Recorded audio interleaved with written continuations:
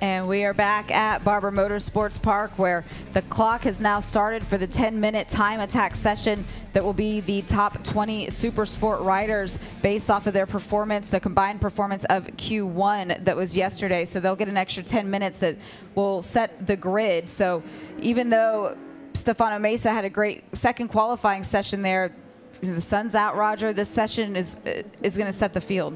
Also, I think, too, with less traffic as well, that's going to be huge for these riders, able to get out there and get some laps in, and and also it's more track time, and you're going to see these guys go out there. I think you'll try to, like Dave Anthony out there getting early. Everybody's going to have their opportunity. They've been talking about getting clean track. They should get it. Let's go down to Michael Hill. Michael, you were down there for this transition period. What's the strategy for everybody? Yeah, well, the strategy in this is going to be a 10-minute shootout, so I think it's going to be full gas and go for it. But I just wanted to pick up on what you just said and just try and understand some clarity, really, around how this grid is going to be formed. So firstly, you're absolutely right that the top 20 following Q1 will go out in time attack. That is correct. However, I've had it confirmed from race direction that the qualifying, or rather the grid, will be based on the combined Q1, Q2 and time attack sessions. So my understanding of the rules is that if, for example, nobody goes faster than Stefano Mesa in this session, Stefano Mesa will take pole position. I'll just very quickly read what it says on the bulletin that's just been issued by race direction. Time attack will be an additional qualifying session. The grid will be based on combined Q1, Q2 and time attack positions unless of climatic differences. So again, I wasn't great at English, but my understanding on that is that this session does not necessarily determine the grid. So read from that what you will. All I know is there's bikes on track and it's going to be exciting. So if you're joining us on YouTube right now, make sure that you log in and get your account set up on MotoAmerica Live Plus. You go to MotoAmericaLivePlus.com and you can go ahead and get registered to be able to watch all of the racing that will come later on this afternoon and again tomorrow, as well as the rest of the season. You make sure follow along on Instagram, on X, on Facebook, here on YouTube, and join the action all season, and make sure you leave the comments and join along with us. But to Michael's point, this is something that's never, we haven't had this in Supersport, and I'm looking at the top 20 that are on there, and a lot of the riders who we were expecting to be up into the mix, Hunter Dunham, for example, he's made this top 20, but then you've got Alfonso Linares, who qualified, would have been 13th yesterday. His name's not up there, even though his bike isn't ready after that incident that we had, but he's not going to get this shot. No, he's not going to get the opportunity. And, we went back to that second qualifier today, and Stefano did a 26.5, which is pretty close to the, better than the race record, but I think it's pretty close to the outright record as well, which is a 26.3. So I think these guys, Dave Anthony already a 26.6. I think with this track time, this guy's going to get a little extra track time and also clear track time. I think we could see a new outright track record possibly. Follow along with Matthew Skoltz as he's looking to put down his first lap time.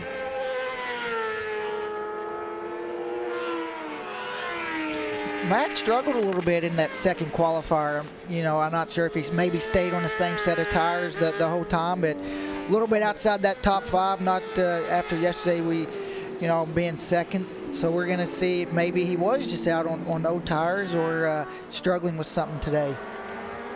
Just looking down at the running order, remember yesterday he said that one of the things that he had to fix for himself is he was trying to ride the Superbike line, and he's got to put it into practice on a super sport bike, and he just went a 1:26.7, so he certainly is starting to find some pace. Starting to find pace, and that's what he did yesterday. Max Girardo, you see his lap timer down there right now after the second sector. He's half a second under, so we've been praising Max all year, especially this weekend, and he's delivering. Lost a little bit in that third sector, but he's still under the best time. Best time right now was put up by Tyler Scott, but he's also putting together another good lap. Yeah, Tyler Scott, that's a track record. He broke his own outright record at a 26.3. But you see this lap that Maxi Girardo's on right now, and we're going to see records continue to fall. as he now goes a 1:25.7. Coming into this session, the Supersport track record was a 1:26.3 that was set in the second qualifying session last year, but Maxi Girardo has just smashed it. That's so impressive. You know, breaking a track record, usually you don't break it by that much. And, you know, Max, we talked about confidence a lot this weekend, even in the pre-show with a lot of the riders, and you can just see when you start running at the front, you have those good weekends, you get that confidence rolling. And for Max, 25.7, that is an impressive lap. We watch Tyler Scott as he is improving on this lap and parts of the racetrack, but there's a huge pylon here at Barber Motorsports Park. Roger, when you're out there on track, can you see the pylon? When you come up over turn 3, you can see it, but you see how he kind of looks to the left there? He's looking at his pit board, his crew's hanging over the wall, and he'll know what that best lap is. It's going to tell him best lap, 25.7, and we're just going to show him what spot he's in, and he's probably not going to believe what he sees when he sees 25.7, because it doesn't look like he's doing another, not on a good one. No, but Dave Anthony just did his personal best time, a 1:26.4. It's a great time for Dave.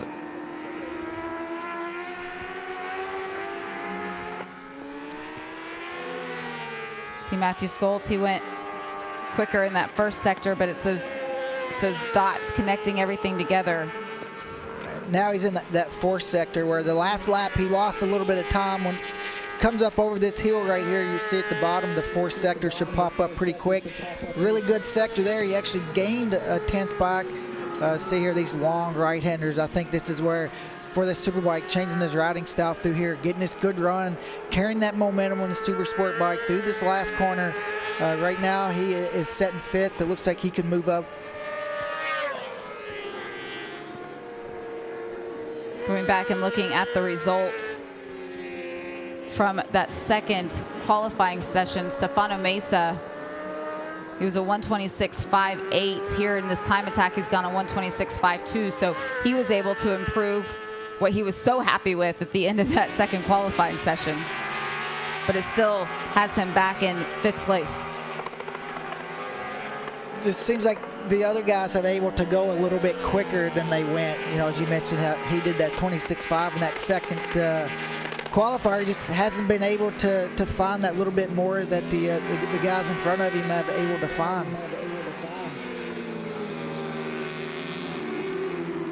You see Max right there behind PJ. You know, you might not think it's a big deal when you're behind somebody in practice or qualifying, but for a rider like PJ, for Max, able to hang with him in qualifying, it's just going to be, for him, just a huge boost. Those guys that used to kind of pull away from you, you're able to be right on them in practice or qualifying, and PJ moves up to 3rd on the grid, but Max right now just 25.7. He's the only rider right now into the 25s. He and Tyler Scott are the 2 riders that are both below what the previous track record held. The thing when you look at Maxi Girardo, he certainly isn't on laps that are going to lower that pole time that he just put up, but he is on consistent laps. A 1:26.2 is what he just turned. Still the quickest bike out on the racetrack. Still the quickest bike. That still would have put him 3rd overall if that was his best time. So consistently, and like you mentioned, that's the most important part, is able to consistently do those lower lap times. Roberto Tamburini looks like he crashed. He's setting 13th on the grid right now.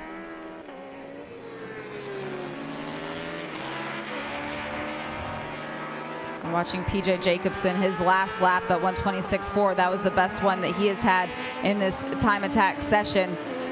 The one that he's on right now is not going to be an improvement. It looks like he's looking over his shoulder to see who's coming. Maybe he's going to set up to go on another flyer.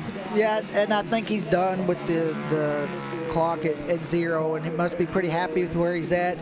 Want to be on that front row. He barely missed it, but you know, for PJ, it's a great bounce back today for him after some of the struggles they had yesterday. Now he's put himself in a really good spot there on that second row to get a good start and be in a good spot that first lap. And some of the riders who did have issues, you see the checkered flag now flying, ending this time attack session for Supersport. The race for Supersport this afternoon is at 2:10, so the teams do have a little bit of time to be able to make any of the repairs that they need to. Hayden Bickneys, Alfonso Linares, they were not able to make it out during this session, but they're going to have time, as will Roberto Tamburini's team with that MV Vergusta. Watch Tyler Scott. He's on a lap that he's improving his time. Is it going to be enough to move him around Maxi Girardo? A 1:25.9, so he was able to dip into the 1:25s, joining Maxi Girardo. Wasn't quite enough to go for that pole position, but less than 0.2 of a second now separate him. He closed the gap substantially on that one. Yeah, good lap, able to get himself second there on the grid. But for Max Girardo, man, it's just really cool to see a new person and a new name up there that you're not expecting, and put himself on pole. And not only that, just his lap time that he did. 25.7, now he owns the track record. And was consistently quick in doing so. The riders all now coming around. The next thing that will be up will be qualifying session number 2 for the Steel Commander Superbike category.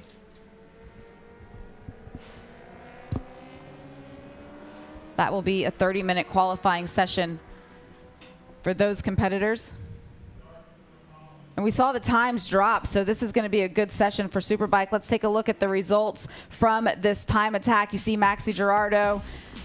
He had a big smile on his face in that headshot that was taken back at Road Atlanta. I can't imagine how happy he's going to be after this session. Yeah, I think the smile might be even bigger if that's possible.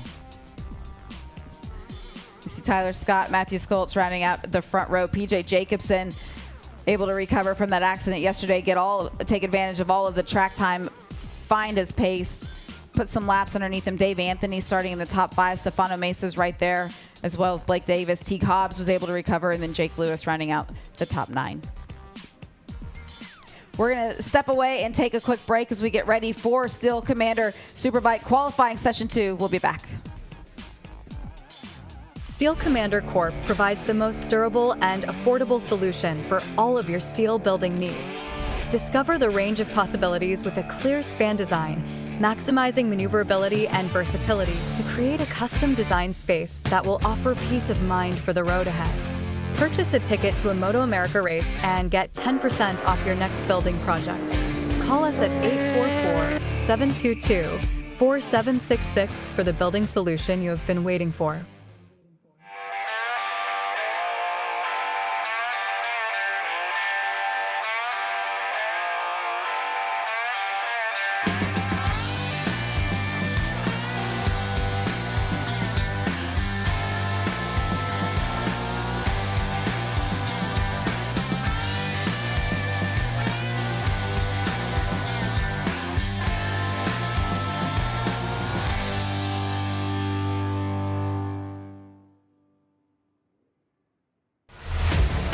VP Racing Fuels. No matter what motorcycle you race or ride, amateur or pro, we have a fuel to make more power. Keep your bike running cool with VP Stay Frosty Coolant, available in 2 formulas. Race ready, designed to be glycol free and track approved, and high performance with freeze protection for street applications. Visit vpracingfuels.com to learn more.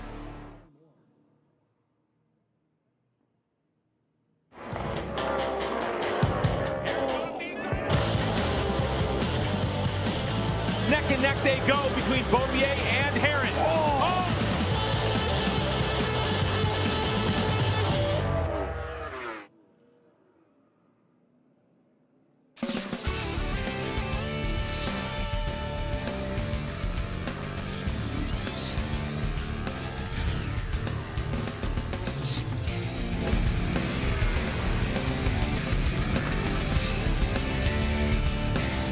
Good morning from Barber Motorsports Park, where we are ready for the second qualifying session of the Steel Commander Superbike category here this weekend. You can see those heavy clouds that are off in the distance behind pit lane, Roger, but here in the building, looking out ahead, there's sunshine.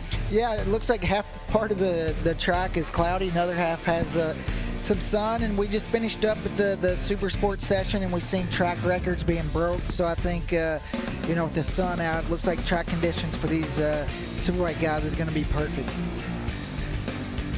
Well, a great qualifying session, and courtesy of that lap in time attack, the man of the moment and starting on pole position for the very first time in MotoAmerica in Supersport is Maximiliano Girardo, affectionately known as Maxi. Now, Maxi doesn't speak so well in English, but I do know him from his exploits in Europe, so we're just going to do a little translation and we'll translate it back. Maxi, pole position por la primera vez aquí en MotoAmerica en Supersport, un tiempo muy buenísimo. Bueno, muy contento por el resultado de hoy. Un resultado inesperado para nosotros, venimos trabajando mucho para lograr esto y bueno, agradecer a todo el equipo por todo el trabajo que venimos haciendo el fin de semana y ahora vamos por la carrera. Maxi then just saying that he's very happy with the result. He was hoping for a result like this at some point through the year. I wasn't sure he'd get it, but he did do that lap, and he's very happy with that. He wants to thank the team for all of their hard work, and he's looking forward to the race. Suerte por la carrera. Gracias. Yeah, he's a happy boy, and rightly so.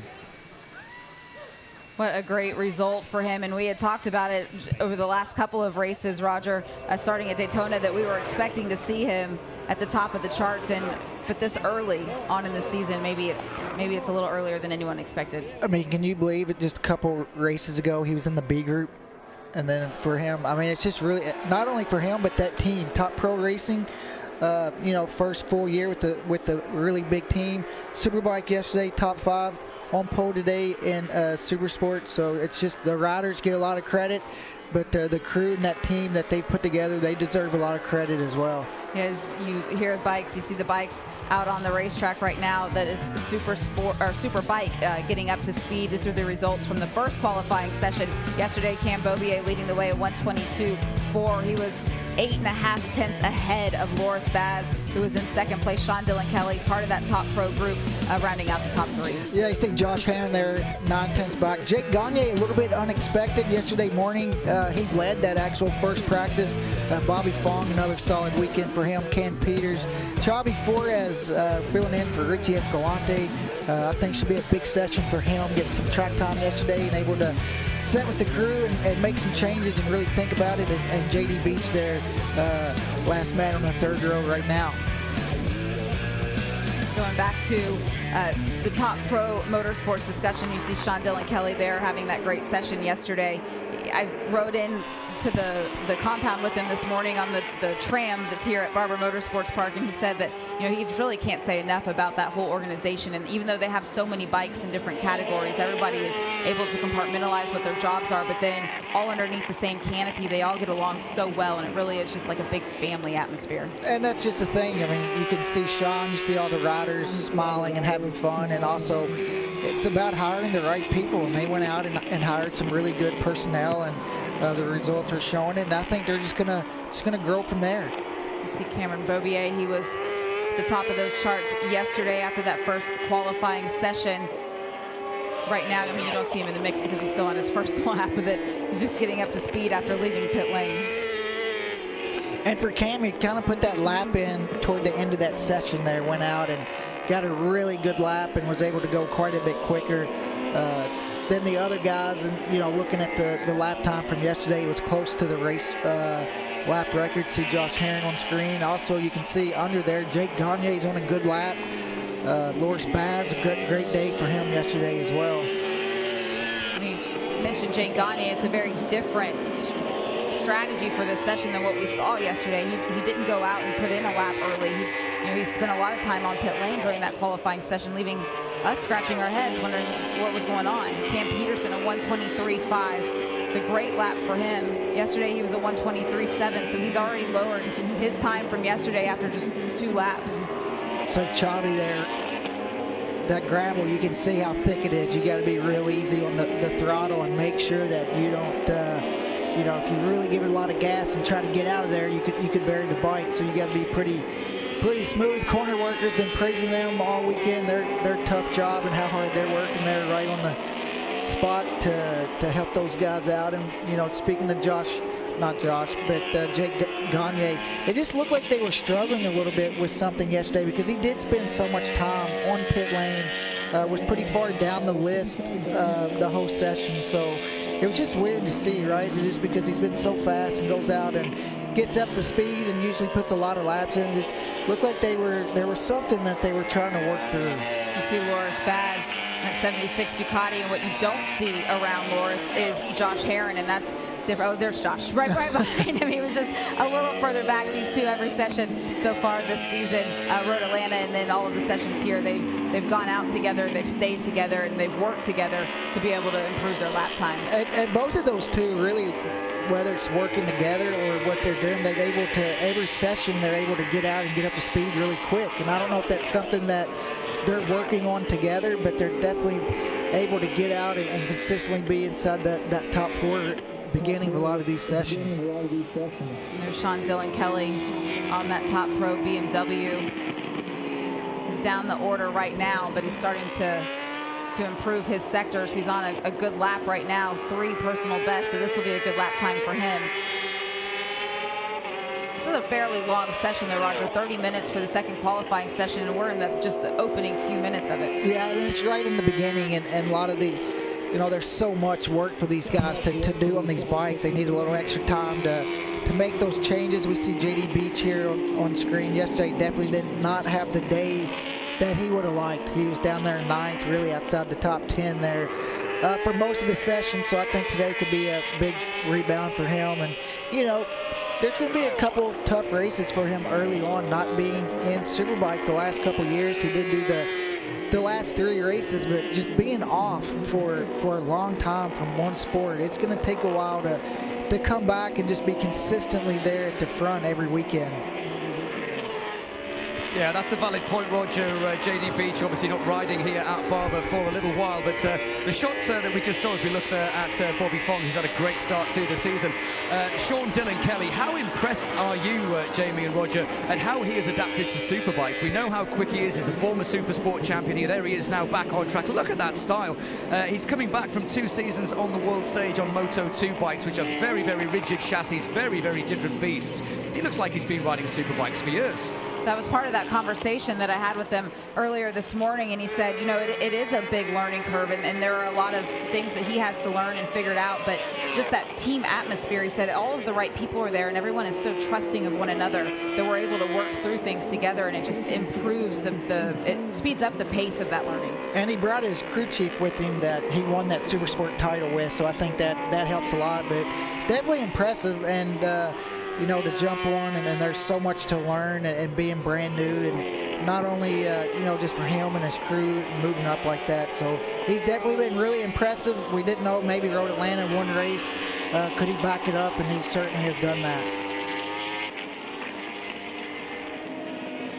So we see riders putting in personal best sectors in different places. There's JD Beach off track right now, certainly not the lap he was hoping for. That lap from Cam Peterson, though, it's looking, we still have a lot of time left in this session, but looking at the lap times that other riders are putting on right now.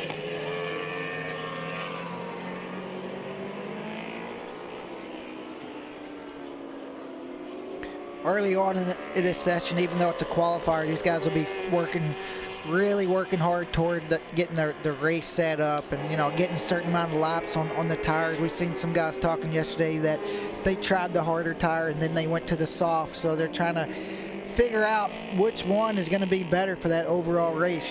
With the softer compound tire, you should have, looks like turn 1 there for JD Beach there.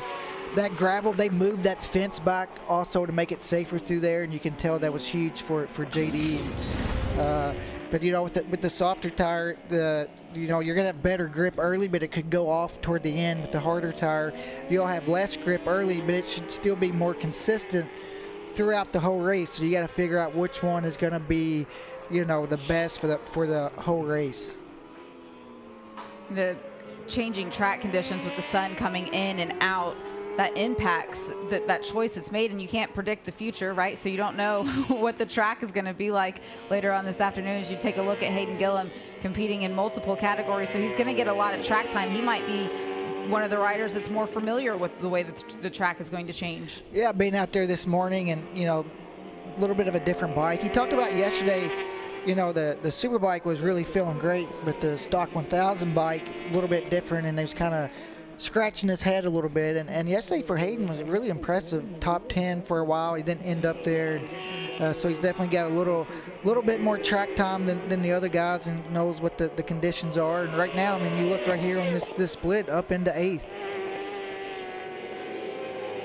Yeah, he said that the bike that he was using in stock 1000, it was doing something with the front end that he couldn't quite figure out that this bike wasn't doing, and they were trying to get him to match together, and he was becoming a little frustrated with it, not being able to sort out what was happening. And even being in 9th there, you look at the difference, and he's only a second off.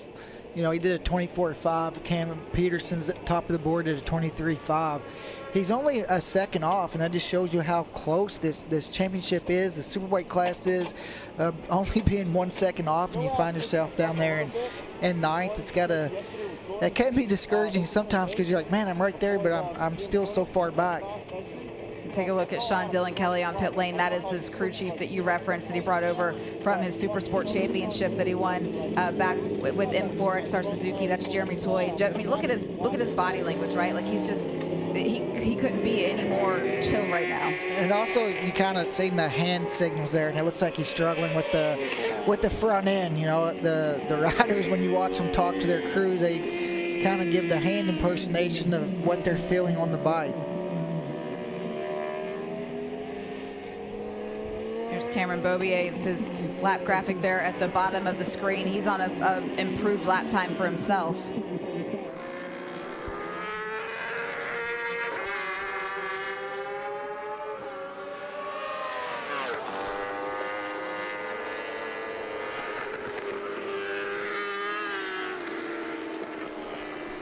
Cam is definitely improving a little bit. It looks like he's just out there, you know, we've been watching him on screen, just trying to get a lot of laps in. He hasn't really kind of went out to do that one quick lap, but he has consistently been in the 24, mid-23s, 24 range all weekend.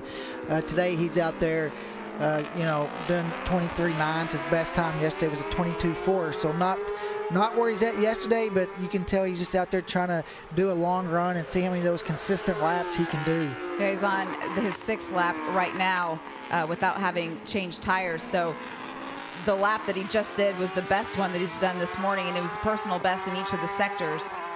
So the bike is getting better as the tires are getting older. That's going to help him out for the race. Yeah, and that's the most important part. It's toward the end of the race. That's where, you know, in the Superbike class, things really start happening when the tire goes off. How consistent can you be throughout that whole race? And Ken Bobier is one of the best at it. He's really good at managing in his tires, being fast early, and able to, you know, be able to be there at the end. He's, you know, how many Superbike races has he's won? He's won so many of them, and it's also great to see Cam back last year, him come back, and watching him and Jake Gagne going at it so far earlier this year has been great to watch. Yeah, interesting as well, Roger, just as we see, as we saw yesterday actually, STK just shadowing Cam Bobier as they come through turn 1 and then round this long parabolica, and we saw a lot of that in Atlanta. Looks like we're seeing it again. Just going back to the point, Roger, that you were making about Cameron Bobier, how much more of an advantage do you think he's going to have this year that he's actually on the same bike with the same team? You know, he came back last year, hadn't ridden the BM, was instantly fast, but didn't have data. I did briefly speak to him on Thursday afternoon, and he said he just feels a little bit more relaxed now. He knows what to expect from the bike. So now, as Jamie just said, he can put in the laps, he can start to work on long pace and long race runs. Surely that's going to be good for him to mount a championship challenge. Not wanting to put the commentator's curse on him, but if this all clicks, we could really see one of the most epic seasons in MotoAmerica. Well, I think the big thing is coming back on the same team, the same bike than the previous year. When you show up Friday morning, you have a good base setting. You can come and put the setup in from last year, and you know, you should be pretty close, and I think that's huge, where you don't waste that first session or that first day trying to get the setup close. You show up, you kind of know what to expect out of the bike, and you're going to be that much further ahead. And we see that this year with Josh Herron on the Ducati as well. Was on the bike last year, same team. Instead of showing up every Friday morning, you know, at ground zero, you have something to start with. He also has a new teammate this year, Cameron Bobier does, with JD Beach joining that Tytler Cycle BMW team. PJ Jacobson, who was there last year, is now in Supersport with the Rahal Ducati program. But he and PJ have been he and JD, sorry, have been teammates before. So they know how to work together. They know each other's riding styles, and they're bringing all of the experience that they have from their other walks of life the last couple of years and able to improve this program. And I think for JD, it's great to have a guy like Cam Beaubier as a teammate, you know, because he can go and talk to him, ask him a lot of questions. And when the two teammates get along, it's great for the whole team. And we've been talking a lot about Sean Dillon Kelly loving his team, the atmosphere, and I think for all those guys, that's huge, not only for them and for JD and Cam. They can go and ask each other questions, and they have faith in each other that, you know, they've been teammates, that they can help each other elevate, both of them, because they want to be your teammate, but at the same time, they want to see each other on top of the box. Do you see Jake Gagne leaving pit lane now? Team putting a new tire on there. We have just over 18 and a half minutes remaining in this second qualifying session. The visor goes down. He's done the long run. Is it time now, Roger, to go out and put in some times? I think now he might not yet, because toward the end of this session in the Superbike, they'll put the really soft qualifying tire on and try to, you know, that's only good for 2, 3, maybe 4 laps if you're lucky. And I think now they just probably did a long run, put a new tire on, and then trying to do another, you know, long run and just keep backing up that notebook and getting more information. For Jake, you know, it's a lot better session today that we've seen than yesterday afternoon.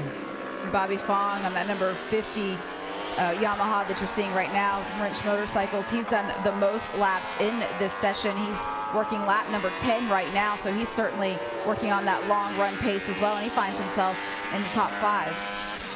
And the Ridge crew has just been impressive this year. Bobby on pole last year at Pittsburgh. I don't think any of us really expected that. And come in this year, and as fast as he was at Atlanta, a podium guy in Superbike class. They're doing a lot of their own development this year, gas tank, swing arm, and they're really putting together a really solid program. And Bobby looks good on the bike, and they've just been consistent as well. All the practices, the races, and it's great to see another name and another team at the front of the Superbike class. And one of the issues that they were having last year was being able to complete each and every session, and they would have, you know, one little problem or another little problem. You have to come to pit lane, and he was losing track time, but he was losing the ability to really get into a rhythm and to put laps underneath them, and that's very different than what we're seeing this year. As you now see Xavi Flores on the screen filling in for Richie Escalante after the incident that he had following the race at Road Atlanta. And for Xavi, this is a huge opportunity for him. He's a Supersport champion from last season after just a stellar first season over here in MotoAmerica. He now knows the racetracks. He wanted to be in Superbike, and the opportunity just wasn't there until the unfortunate incident for Richie. And he wanted to be in Superbike this year, and he was pretty disappointed not to be in the Superbike class, so this gives him an opportunity to move up. And, you know, a lot of these guys come in, as you mentioned, got fresh rear tires, and you can look at the board. It's starting to light up. Everybody's getting faster in every single sector. Loris Baz now is under the best lap time. If you go back to yesterday afternoon, the best lap time in that first qualifier was a 22.4. So we're still a little bit off that, but I think you'll see these guys are going to start getting closer.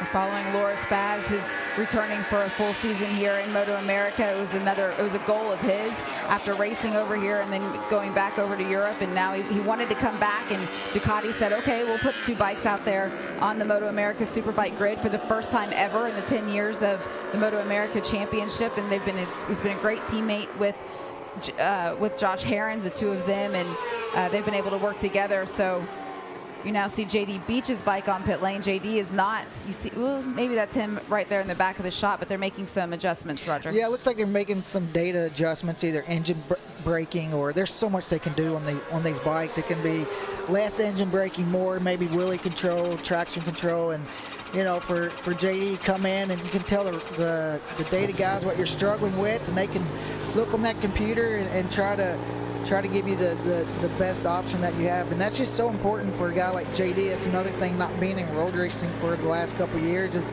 to come in and be able to give that really good detailed information to that data guy. We did see JD fill in last year with attack performance for Cameron Peterson as he was recovering from surgery, but that was aboard a Yamaha. He's now full season on a BMW, so getting up to speed. You see Xavi Flores has made it to pit lane. just looks like he got in there a little hot. You could see, you know, when those riders go over that curb, and you can see how he kind of misses the apex there. There's a little bit off there. You don't want to jump it that much. When you go over it, it's kind of, you kind of let off the front brake a little bit and kind of try to soak it up. You try to straight line that, but you can see he's probably knew that he's on a really good lap and upset, but you can see him got some new tires out there, and everybody's starting to put these good laps in. Loris Baz at the top of the sheets now. He's a 1:23.1 is the lap time that he was able to put in yesterday. Put that into comparison, he did a 1:23.3, so he has improved his qualifying position, but we still have a lot of time left in this session. As you now see his teammate Josh Herron, who went personal best in that first sector, didn't connect it, but Loris, you see his graphic right there, he's below his personal best. Michael? Yeah, Loris Baz doing a great job. One rider, though, that is back in the pit lane, you might be able to see him in a couple of seconds, is Xavi Forres. We saw him getting quite animated on track. He's now back in the pits, and, well, he's calmed down a little bit. I was going to try and speak to him. He waved his arms as if to say, no, don't come anywhere near me with a microphone, so I'm not going to go and try and talk to him, but they clearly have some kind of issue with the Vision Wheel M4 X-Star Suzuki. They've got the bottom of the belly pan off this motorcycle, and again, I'm just observing what's going on. They're going to change the tyres anyway, but there is clearly some kind of issue with the bottom part of the bike. Can't see exactly what it is they're doing. There's a whole flurry of activity down here. Forres now just sat in the hot pit, still got the helmet on, and he looked focused. He really, really does. Just to go back and pick up on the couple of riders that were going out, Roger, you're absolutely right. They were making some changes to the anti-wheelie, is what I was told, on JD Beach's bike, so you nailed that absolutely spot on. A new rear tyre for JD, new rear tyre for Cambobier, but interestingly, it was Josh Herron that left just momentarily, just a couple of minutes ago. He had a new front and a new rear tyre, but as I said, it's all action down here for Vision Wheel M4 X-Star Suzuki, and it looks as though it's going to be a suspension change, is from what I can deduce. Yeah, they're taking the rear shock out, a suspension change with not long in this session, Roger. That's a pretty bold move. Well, I mean, it's just being new to the bike, they're just trying to learn. It's almost like a test this weekend, and you know, talking about JD, the wheelie control, these guys can look at the computer as well, and Chavi's an experienced rider and wants to make some changes. As Cameron Bobier now leading the session, 22.4. Not only leading the session, but that 22.4 is below the race lap record that was set here last year by Jake Gagne, and he is now within 3.5 tenths of a second of the outright circuit record. Loris Baz also into the 22s today, and it looks like Loris struggled a little bit at Road Atlanta, just trying to get his feet wet, and since yesterday afternoon, looks like Loris and that team has really found him a setting that he's comfortable with. Cameron Bobier, that lap was a 23.1. Cam's the only rider being able to get into the 22s yesterday and today.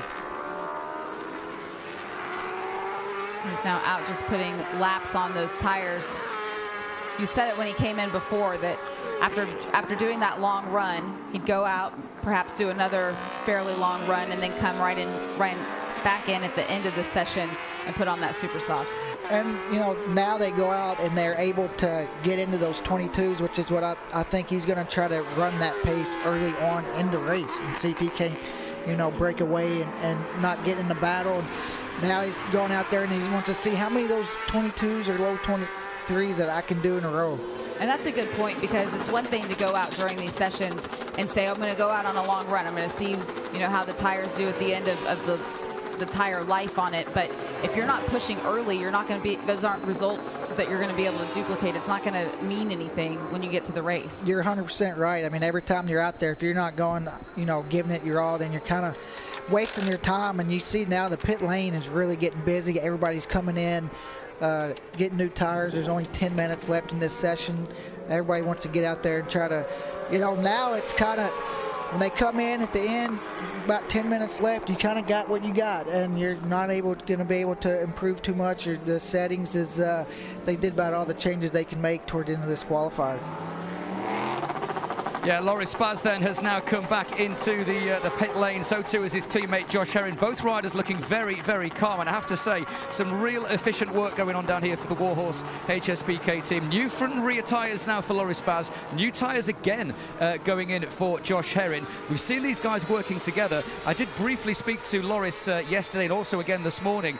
And he said, I am just enjoying the bike. He said it was difficult in Road Atlanta for me. Of course, if you remember, he left MotoAmerica, went back to Europe. He spent a year on different tyres. So he said he's just had to really reacquaint himself with life in the States. His girlfriend has flown out and she's with him. And he said life is great right now. Love this team. Love working with Josh Herring. And he said he's feeling comfortable. And we know what that means. It's a bit of a worry for anybody else. A very relaxed and a very happy and a very confident Loris Baz is a very, very fast Loris Baz. Could we see Ducati win here at Barber? We haven't got too long to find out. They have two bikes that are up there inside of the top 5 that would certainly be capable of doing so. But Roger, and looking at the screen, we see SDK going around on a good lap right now. But looking at the times for Loris and Josh real quick, Loris is a whole second faster at this point in the session than Josh Herring. But Sean Dylan Kelly is also on a good lap. Yeah, Sean Dylan Kelly there moved himself into 5th, and you can see these. Everybody's kind of pushing it a little harder, and then we haven't seen Loris that much quicker than Josh so far this year, and it's going to be interesting to see when they go back out. You know, are they still going to work together toward the end of the year? And I know Josh has got more time in him. You know, this track he struggled at a little bit last year, but it seems like Josh is feeling better. Talked about coming back to the track with some setup. Not only help Josh, but I think it helps the whole team when Josh was really competitive last year. When they come back to the track, they kind of know what to expect.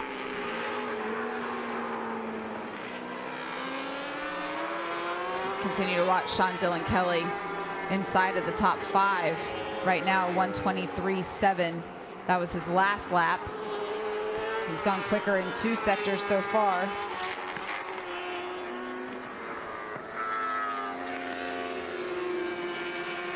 Looking at yesterday, a 1:23.4 was the time he was able to post, so he hasn't quite made that mark yet. His best qualifying time is what will be used to set the grid. So, I mean, really the top 3 are the ones who have lowered the mark, but with 7.5 minutes left in this session, everybody been on pit road putting fresh tires on. We could really start to see the grid take shape. You see Sean Dylan Kelly, the way the bike backed in there. One thing with the softer tire toward the end with the qualifier, not only can you make up time on corner exit, getting the grip, but the bike's not going to back in as much, and you can make up time on corner entry as well. A lot of people think the soft tire is all about corner exit, but also getting into the corner as well.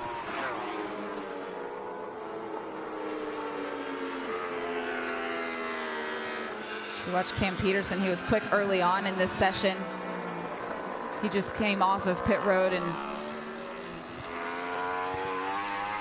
are you impressed with him coming back this year after injury last year and sitting out the end of the last season? Yeah, and for him, I think just kind of work his way back into it. That's a big injury he came back from. I mean, the wrist. I mean, that could be really, really painful. And for him to come back at that podium at the first round at Road Atlanta. So yeah, it's been impressive and been consistent, and I think that's all the team can ask for is kind of just get back up to speed. You see that right side of Cam Beaubier's tire right there, kind of the yellow band. That's the tire, that's the qualifying tire, and Beaubier's close to the track record, and we'll see if that little extra grip is going to be able to get it for him. Yeah, again, right now he's at a 1:22.446. The outright circuit record is a 1:22.035, so it certainly is within striking distance. He used this session to continue to improve himself. Let's take a look at the Ducatis as Beaubier gets up to speed. Loris Baz leading Josh Herring. But they did go out again to work together. And it could be because, and Loris goes down. Trail braking there into turn 2. There's a couple little bumps there. It's kind of, you know, when you have that qualifying tire and you're pushing, you go into the corners. Talked about the corner exit having more grip. So coming out of turn 1 with more grip, that's putting you in turn 2 quicker. So you could get a little more front brake pressure you see here. Watch the front end there, just kind of start to see those little bumps, and went so fast he wasn't able to save it. It's an unfortunate way to set out these last 5 minutes. I think he'll be able to get it back over to pit lane. I don't think they'll be able to get it back out, but luckily for him, he's did a really good lap, so I think that still might not, could possibly stay on the front row, but I think that at least keep him on the front 2 rows. As we see Josh out there now doing his best lap of the day with that qualifying tire on, and see the Ducati moving around a little bit. Looks like, see the fire. They placed the fire extinguisher there. He placed the fire extinguisher there and being told. So now trying to get that bike up. You see Josh Herron, his teammate, on the other side of the screen on his personal best lap of 1:23.1. He was able to move in within half a second now of the time that Loris Baz was able to put up before this incident occurred.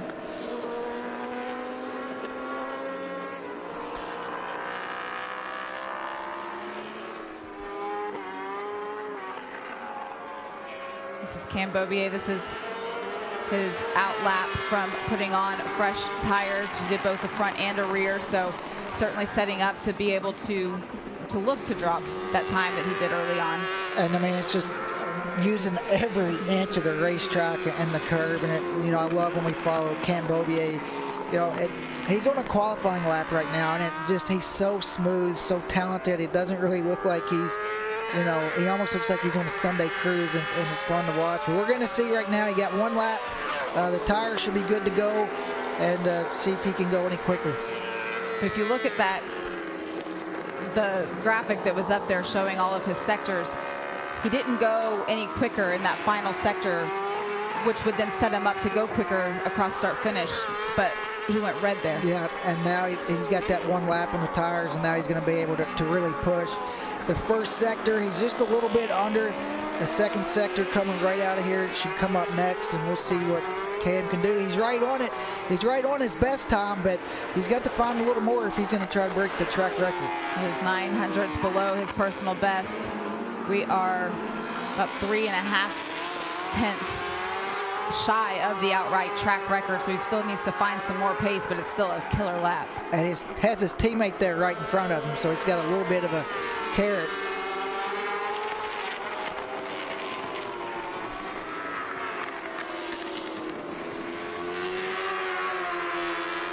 He is so fast there. You see how much time that he made up in that quick left now to the right. 2.5 tenths below. And he did get caught up. You see his arm go up, and he is frustrated with having to cut this lap. He thought about it. I mean, if it wasn't his teammate, he might have went for that. Yeah, Roger, how frustrating is that for Beaubier? He was building on that lap, but to be fair to JD wouldn't have known he was there. Difficult situation between the teammates. Is that going to cause any conflict when they come back in? Probably not. No, not at all. I mean, JD's out there, doing a good lap. Cam Beaubier is just on a different level right now, and see him coming here. That long right-hander. Thought about making the pass, but probably better not. And JD's out there still doing a good lap time, and we have every rider, we've held somebody up at some point. So you get frustrated at the time, but it's different when somebody's out there trying to put their best lap in. It wasn't like JD was just cruising around, and we see Josh Herron now setting third. Really good lap for Josh. There's a 1:23.1 that he put in provisionally on the front row with just over a minute remaining in this session, but a 1:23.7 was his last lap, so he's within that range, but he doesn't have his teammate out there with him anymore. And I think Josh has a couple laps now in that qualifier, so I don't expect him to be able to go any quicker. We see Cam Peterson did. Yep. 1:23.0 for Cameron. Bobby Fong is on an improved lap for himself. He was the first 2 sectors that got held up there in the third one, and for Bobby, you can just see how frustrated he is. There's only 30 seconds left to try to get back across the stripe to get another lap. That's Brandon Posh that is right in front of Bobby on the racetrack. Brandon right now is down in 11th place.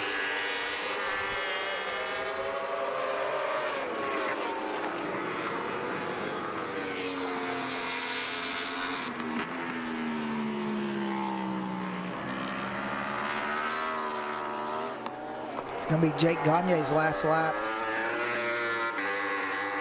He's down in 5th right now, or 6th, sorry. Rounding out the second row, he took the checkered flag. He was able to move himself up to be on the front row of the grid later this afternoon after the second qualifying session. In terms of change like that, you were able to move from one row to another, and it puts you at the head of the field. How does that change the start of the race? Well, it just puts you in a better spot, you know, moving up that whole, it's a, you know, a really big spot for him to move up from 6th. You know, now he's a whole row ahead. And that turn 1 here at Barber Motorsports Park off the start, it gets tight. You can see it right here as they all funnel down in there. So making up a whole row is going to be huge for him. And JD there got himself, he moved up from the 4th row to the 3rd row. So you get to move up a row as well.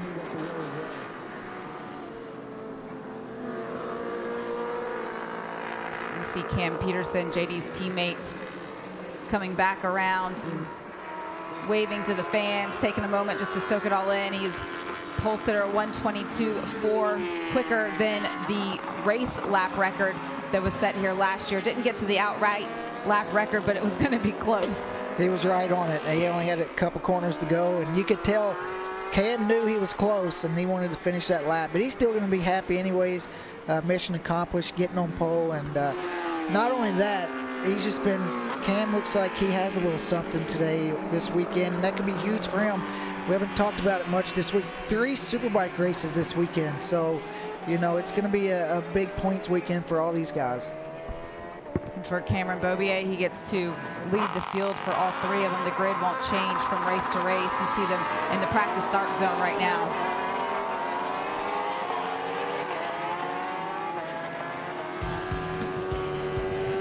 Take a look at the results from both qualifying sessions.